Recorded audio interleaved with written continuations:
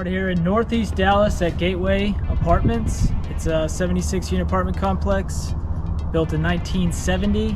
Individual HVACs, pitched roofs, and it has a nice courtyard area that we're going to go take a look at.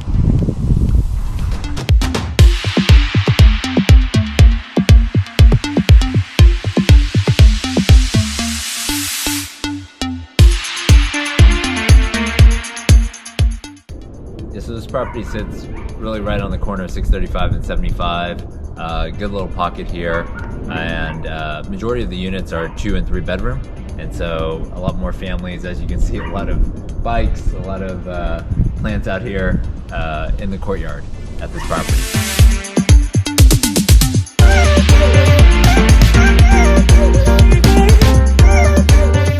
So what do you think are some good loan options for this deal? Yeah, on this one, I mean, it's 100% occupied right now, and so I think there is a way to do a loan assumption on this deal. But then also, if you want new debt, it will easily qualify Fannie and Freddie right now, and so just reach out to us, and we'll be able to underwrite the deal for you and get you the latest terms.